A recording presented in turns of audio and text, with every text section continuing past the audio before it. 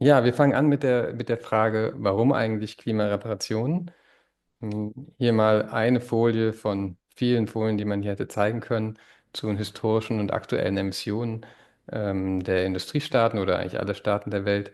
Wir sehen hier die kumulativen territorialen bis 1970 und ab 1970 die konsumbasierten CO2-Emissionen nach Regionen aufgegliedert. Und da ist natürlich klar zu sehen, ein Großteil davon ähm, ist durch die USA, durch die EU emittiert worden, während die Länder des globalen Südens hier mit nur 8% aufgeführt sind. Das ist eine Berechnung von Jason Hickel. Also ist klar, wer eigentlich für die Klimakatastrophe verantwortlich ist. Auf der anderen Seite hier mal eine Tabelle zu den Schäden. Da gibt es auch verschiedene Schätzungen, aber das ist eine, die oft zitiert wird. Ähm, und da wird gesagt, dass die Schäden, die quasi entstehen durch den Klimawandel, durch die Klimazerstörung im Jahr 2020 mindestens 179 Milliarden US-Dollar betragen oder vielleicht bis zu 671 Milliarden US-Dollar. Und so geht es dann für die nächsten Jahrzehnte rapide aufwärts. Hier vielleicht schon mal als Vergleich. Im Fund for Responding to Loss and Damage, also dem Fund, der auf UN-Ebene dafür aufgesetzt wurde, um genau diese Sachen auszugleichen oder wieder gut zu machen oder irgendwie zu finanzieren, gegen zu finanzieren, da sind bis jetzt 590 Millionen Euro eingegangen oder also in der Größenordnung auf jeden Fall. Also 590 Millionen gegenüber mindestens 179 Milliarden. Also man sieht schon, das ist wirklich nur ein winziger Bruchteil dessen, was notwendig ist. Und schließlich geht es auch nicht nur um Klimaemissionen, sondern es geht auch um das Verhältnis generell von Industriestaaten und Staaten des globalen Südens, das Verhältnis von Neokolonialismus und Klimaschäden. Denn die Ungerechtigkeit beschränkt sich nicht nur auf die ungleichen Emissionen und die Auswirkungen der Klimakatastrophe, sondern natürlich gibt es auch eine koloniale Vergangenheit und auch eine neokoloniale Praxis der Gegenwart, dass der globale Süden ausgebeutet wird von Ländern des globalen Nordens. Das führt natürlich auf der einen Seite dazu, dass in Deutschland einen gewissen Reichtum gibt und mit diesem Reichtum kommt auch die Möglichkeit, sich an den Klimawandel anzupassen, eine gewisse Resilienz zu besitzen gegenüber der Klimakatastrophe. Während wir auf der anderen Seite sehen, dass durch diese Ausbeutung Armut erzeugt wird, Ökosysteme zerstört werden, ein Mangel an Ressourcen erzeugt wird im globalen Süden und in den Ländern des globalen Südens daher die Vulnerabilität für die Klimakrise besonders hoch ist. Und diese Linie, diese gestrichelte Linie, die ich hier gezogen habe, die geht nicht nur zwischen den Ländern des globalen Nordens und Südens, natürlich auch ähm, zwischen anderen Diskriminierungsformen, also, also zum Beispiel Klasse, Geschlecht oder Race. Also auch die Leute, die generell von sehr viel Diskriminierung betroffen sind, sind meistens auch von den Auswirkungen des Klimawandels besonders stark betroffen. Und deswegen muss man das zusammendenken. Also Kolonialismus, Dekolonialismus muss man zusammendenken mit Forderungen nach Klimareparationen, zusammendenken mit Forderungen nach Reparationen auch für koloniale Schäden. Und wer das mehr interessiert, wir haben letztes Jahr was veröffentlicht, das heißt The Damage Being Done, das gibt es auch auf Deutsch. Da haben wir mal geschaut, konkret der Fall Deutschland und Kamerun. Also was passiert eigentlich in Kamerun wegen des Klimawandels? Wie hoch müssten eigentlich die Klimareparationen von Deutschland nach Kamerun sein? Haben wir versucht zu quantifizieren. Ja, kann man gerne mal reinschauen. Gibt es auf unserer Webseite. Ja, und das, was ich eben gesagt habe, nochmal in schöneren Worten von Lili Natchpil, die sagt, Climate debt is only part of a larger historical and continuing social, economic and ecological debt owed by the global North governments, elites and corporations to the people of the global South through colonial and post-colonial plunder and exploitation. Und auch nochmal ein Zitat vom IPCC zu dem, was ich eben gesagt habe. Die sagen, Present development challenges causing high vulnerability are influenced by historical and ongoing patterns of inequity, such as colonialism, especially for many indigenous people and local communities. Also die Kolonialvergangenheit führte zu Vulnerabilität. Ja, schließlich, was wir auch versuchen, ist hier das Framing auch zu ändern mit durch das Thema Klimareparation. Im Moment läuft das Thema, wenn es um Klimawandel geht und um Unterstützung der Staaten des globalen Südens, läuft es so unter dem Titel Klima-Leadership, also Deutschland mit einer Führungsrolle, oder es fallen Begriffe wie Entwicklungshilfe, Partnerschaft, Freiwilligkeit, Solidarität, und das Framing, das wir eigentlich durchsetzen wollen, das wäre ein Gerechtigkeitsframing. Also da geht es um Verantwortungsübernahme, um Wiedergutmachung und um die Bedienung der Schulden und nicht um freiwillige Almosen. Zusammengefasst von freiwilliger Solidarität zu Verantwortung und Accountability. Und jetzt würde ich an Divic übergeben für die zweite Frage, was sind Klimareparationen? Ja, danke, Kai. Genau, jetzt, wenn wir in Englisch wechseln, ich hoffe, das ist okay und nicht zu verwirrend. Um, yeah, I think we'll look at the question of what are exactly climate reparations for the next 10, 15 minutes. And maybe to begin with, also, it might seem a bit abstract, but towards the end, we'll try and make it more like from the moral argument to the political argument of what really climate reparations are. And yeah, and before starting, I would like to also mention that reparations is not something new. It's not something that has just come up in the last 10, 15 years. It has existed for much longer, especially in the fight resistance to colonialism. And that the work done by social movements and civil society in the global south is what has made climate reparations a powerful concept, and it is increasingly also being used as a lens in the context of the climate crisis to address the power dynamics in this. And I feel like that's where I would like to also begin um, the presentation. And I'm remembered of this one quote that Victorine said in our event last year in April in Berlin when we released our dossier on Cameroon, and she said, we are here, we see you, and we will not simply walk away from the damage we have caused. And I think this for me kind of captures the essence of what climate reparations are about in an emotional sense. And climate reparations also go beyond just an apology or a promise, and it's more like a promise to take responsibility for the damage caused, and acknowledging that the climate crisis is not just some abstract environmental problem, but the result of historical and ongoing processes like extraction, colonialism, industrialization, fossil capitalism, and it seems to be getting worse and worse in today's time in the current political context. But um, that it's not just an abstract problem. And climate reparations also recognizes that there is a collective pain and tries to transform that into political and economic agency, and in the process also building trust, restoring dignity, and creating fair partnerships. And it's also about recognizing that those who are suffering the most from the climate crisis have almost no say in shaping the global economic system from which they're being affected. And in short, it's not charity, it's not development aid or some generosity act of generosity, but it's about giving what has long been overdue. And based on this, I would like to move on to kind of seeing, okay, what how do we define climate reparations? And I think there are a lot of definitions around about what climate reparations are, and I've picked one which I think for me kind of sums up climate reparations. And this is also from the Asian People's Movement on Debt and Development, who've been doing a lot of work in the global south in demanding climate reparations or reframing a lot of what is happening under climate reparations. And they say that climate reparations is not just financial transfers, it's a forward looking process, and it's about repairing historical and ongoing harm, but also creating the conditions to ensure that the harm does not keep happening over and over and over again.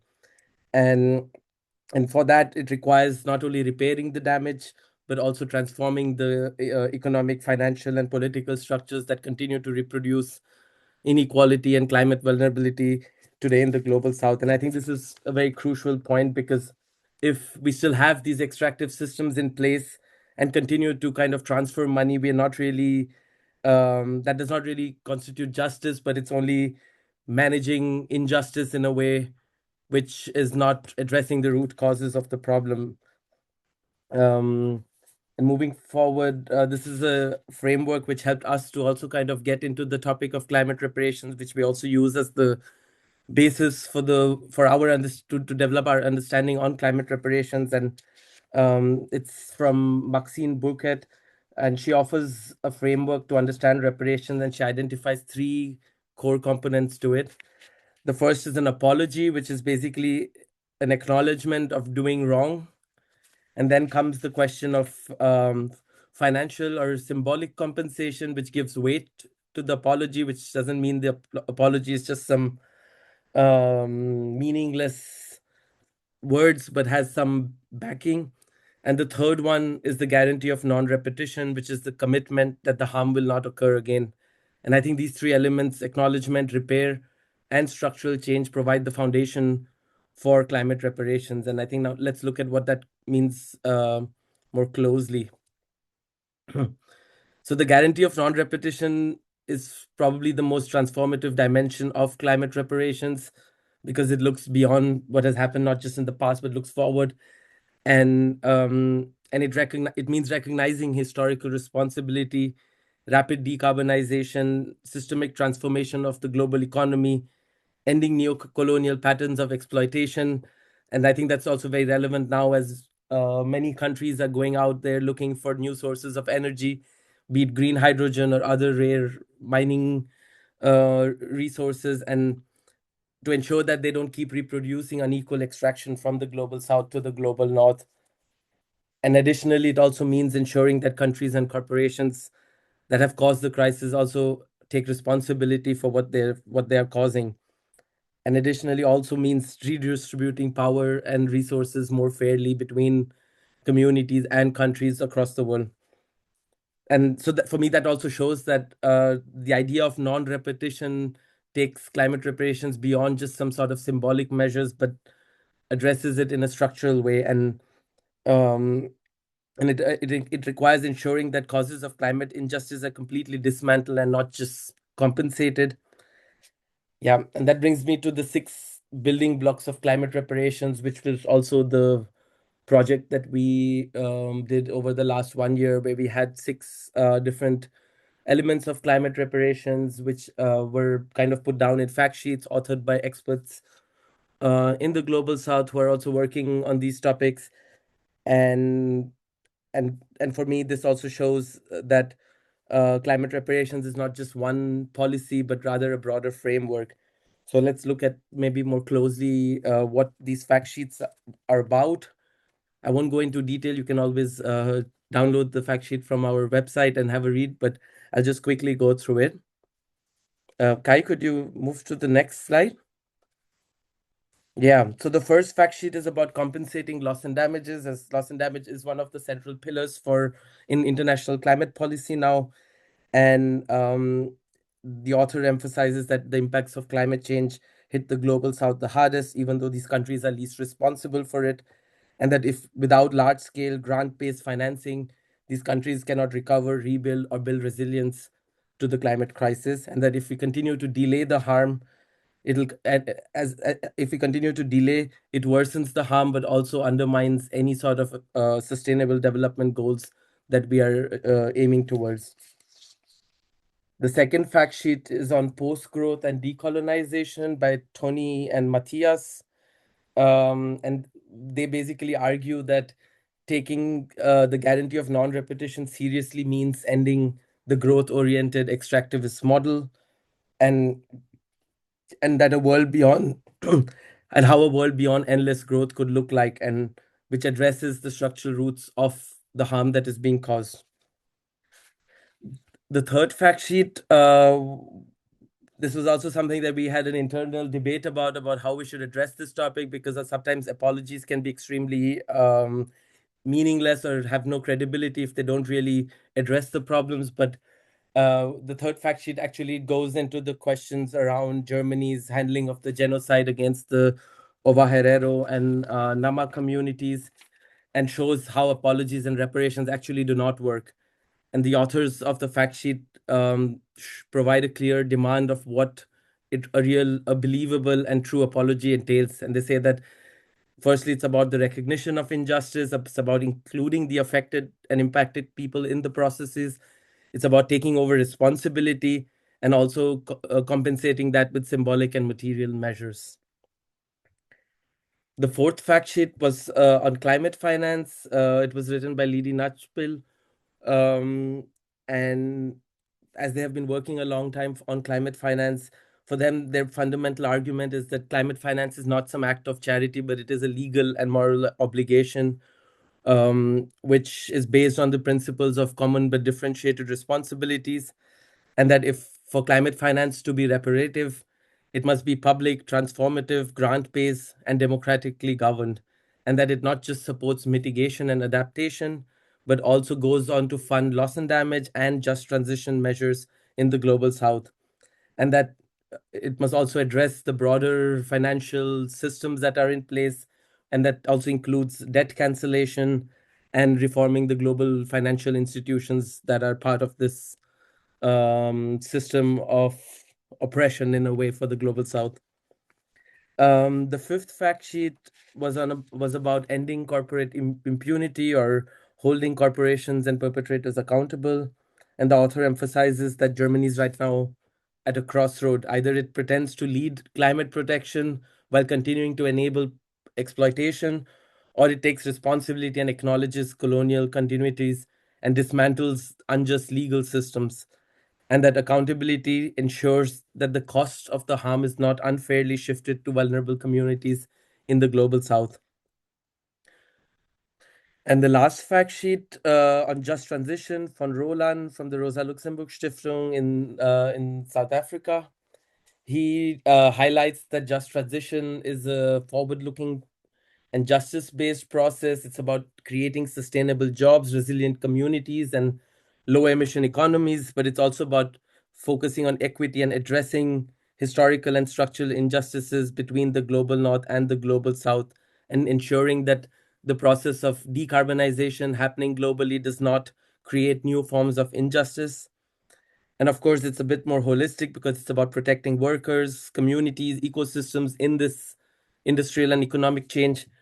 But for a just transition to succeed, it needs large scale financing, it needs technology transfer and debt relief for the countries in the global south so that they can build schools, electricity, green transport, and also move with the others in this process of transition. And that um, it's about combining climate action, social justice, and reparative responsibility, and to ensure that nobody's left behind while we move towards a sustainable future.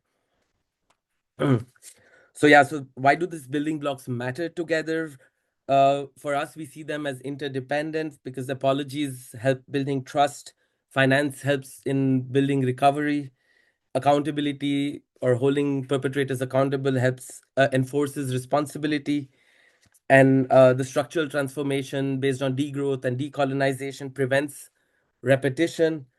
Just transition ensures fairness, and loss and damage helps in restoring dignity to the communities who are suffering from the climate crisis in the global south. And for us together, they form a coherent and transformative, forward looking approach that addresses both past harm and future prevention. And that climate reparations is not about returning to some sort of a previous status quo, but to try and create a new one. And now I would go into the more concrete aspect of climate reparations and what really climate reparations means in practice. So what does climate reparation look like in practice? And I think often climate reparations is discussed as a concept or a framework, but in reality, I would say elements of reparations or a reparative approach are already emerging in different spaces, be it political, legal, or economic spaces. And these spaces include um, climate litigation or international climate finance, loss and damage fund, and also broader structural reforms such as supply chain accountability laws. I think Lieferkettengesetz, debt relief. There's also work being done in debt relief and debt cancellation or reforming global financial institutions. And I would say each of these represent a site of struggle, but also an opportunity to push forward and advance climate justice. And and I would say here I would like to also emphasize, I think we're not going to be debating here about whether climate justice matters, but about the question: how far are governments and corporations willing to go in recognizing their responsibility in the climate crisis? And and the next question, what are we willing to do to push them to do that, to ensure there is justice for all? So I think in the next few slides, we'll look at three of these aspects a bit closer. So the first important area is climate litigation. And we see that around the world today, communities are turning to courts to demand accountability from major emitters and fossil fuel companies. And they're applying principles of like the polluter pays principle and arguing that those who have profited from the fossil fuel emissions should contribute to addressing climate harms. And some of the examples include the case between Saul and RWA, where he was seeking compensation for climate risks threatening his community, or similarly, the case from members of the Pari Island against the cement company Holcim in Switzerland, where they have been arguing that corporate emissions have contributed to high sea level rise and threatening their island. There's also a more new case, which was formed by Medico and other partners with farmers in Pakistan, who are also pursuing compensation from RWA and Heidelberg Materials for their contribution to the climate crisis. And these cases are important because they aim not only to recognize harm, but also to establish binding liability frameworks and potentially, through that, redirecting fossil fuel profits towards addressing climate impacts globally. And in this context, another major development, maybe most of you have probably already heard about it, is the ICJ verdict last year, which clarified that states have a legal obligation to protect the climate system from greenhouse gas emissions, and that if countries fail to meet their obligations, it would be unlawful according to international law, and that such violations can also create legal obligations to provide reparations. And this opinion also suggests that activities such as fossil production or licensing or subsidizing fossil fuels could, in certain circumstances, be considered inconsistent with international legal obligations. And we see that now legal avenues are opening up a new possibility to hold states and corporations accountable globally. Next is the question of climate finance, because it's one of the central topics in many of these UNFCCC processes. And under international climate agreements, development countries have committed to providing financial support to developing countries to help them reduce emissions, but also to adapt to climate impacts. But there is still a missing aspect, which is the reparative aspect. And from a reparations perspective, the climate finance should not be understood as aid or charity, but should be grounded on historical responsibility and climate debt, which Kai also mentioned earlier. And so far, there are also it's a very contested space, discussions around climate finance, because it's about, okay, how are the funds to be provided? Should they be private? Should they be public? Should they be loans or should they be grants?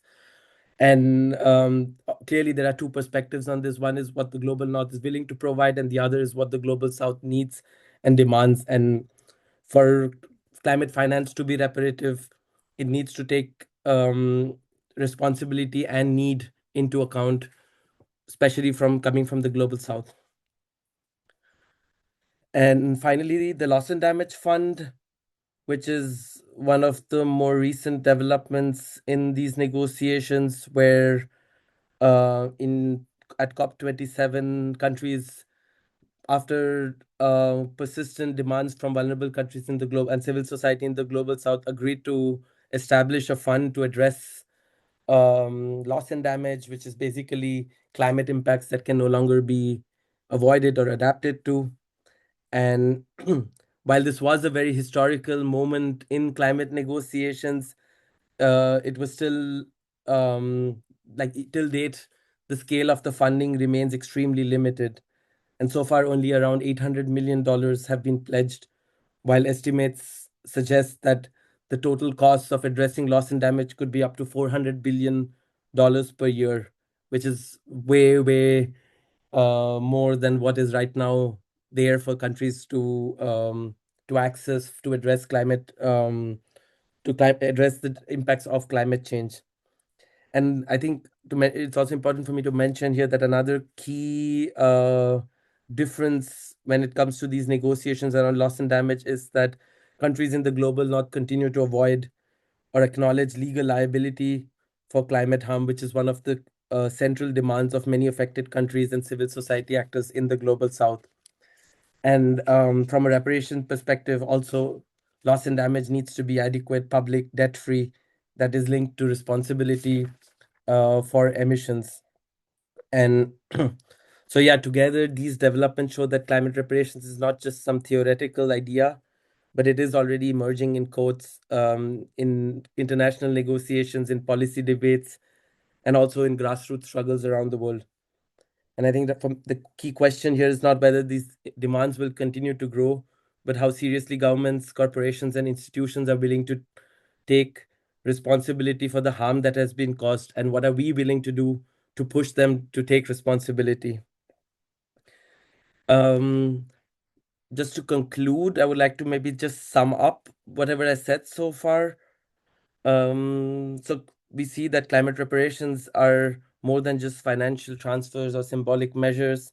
They are a framework for addressing the deeper injustices which are at the heart of the climate crisis. And I would say there are four key things that make climate reparations important. The first is that it is grounded in moral responsibility and moral questions around harm and damage. And these moral arguments are reinforced by principles of international law, such as state responsibility, human rights law, or environmental law. Um, Climate reparations are also about centering the experiences of those most affected by climate change, and that rather than focusing on abstract policy debates, the framework brings the realities of those impacted by climate change to the forefront and strengthens the voices of communities and countries experiencing um, loss and damage. And third, climate reparations also opens up space for dialogue and accountability rather than shutting conversations down. It provides a framework for addressing responsibility and justice in ways that allow countries, institutions, and communities to engage in process of repair and transformation. And fourth, it goes beyond financial compensation. And while compensation can be one element, the framework addresses the deeper structural causes of climate injustice. But again, climate reparations, like I said earlier, is not just about looking in the past, but also about shaping the future. And therefore, it must be understood also more holistically and not as some single policy instrument that can be implemented overnight and suddenly everything is changed and better.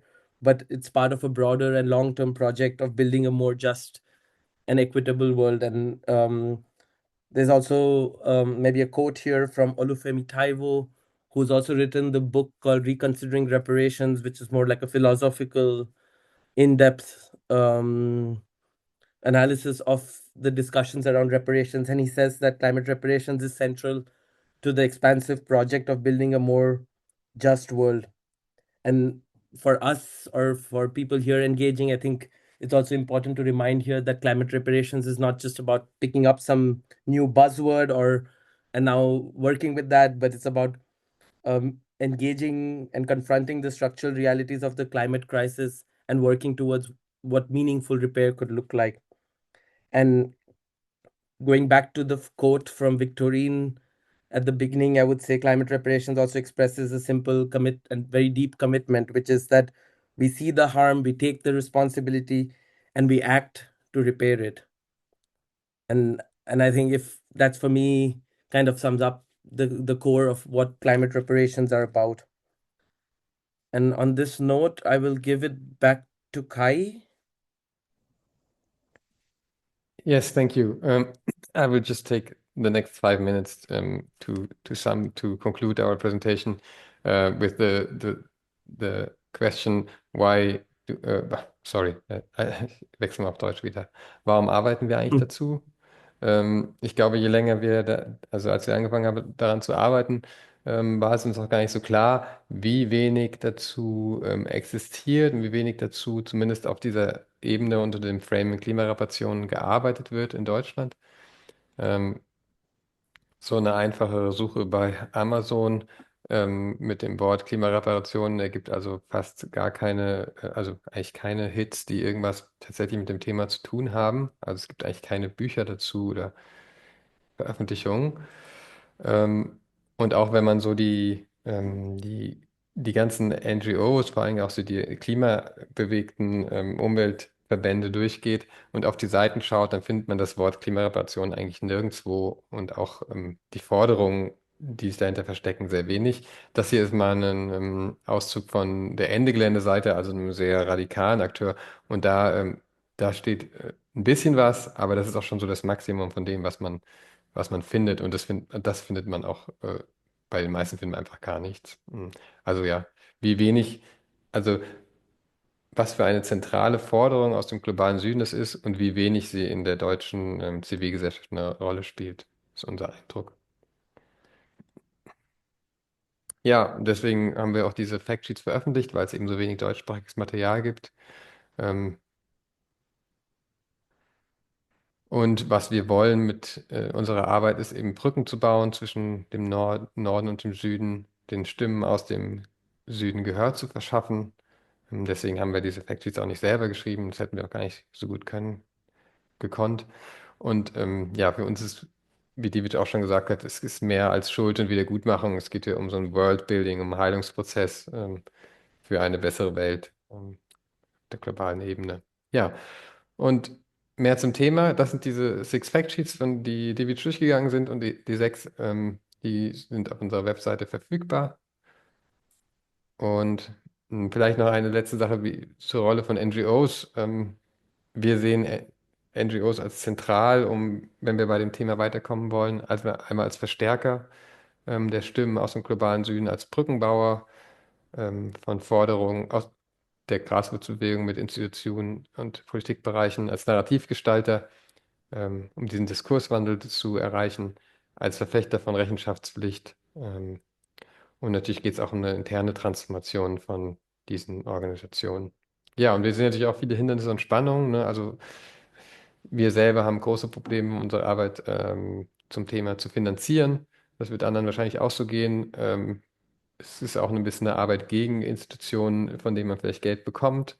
Und natürlich gibt es auch politische Sensibilitäten und diskursive Grenzen, in denen sich Umweltorganisationen oder Organisationen der Zivilgesellschaft bewegen.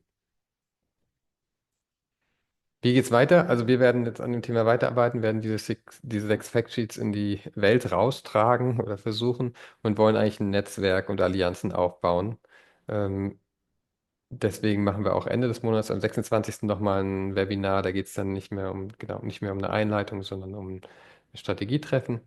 Und wir werden dieses Jahr auch vor allem versuchen, in die Bewegungen reinzuarbeiten, also Klimabewegung, aber auch andere Bewegungen, globale Gerechtigkeit und so. Und wollen eigentlich Anfang nächsten Jahres einen Orga-Kreis bilden, um dann 2027 eine Konferenz zu Klimareparationen zu gestalten. Das war es erstmal. Vielen Dank. Ja, man kann auch bei uns Fördermitglied werden und unsere Arbeit unterstützen. Aber jetzt würden wir erstmal zurückkommen und jetzt sind es Zeit für Fragen und Kommentare und Diskussionen.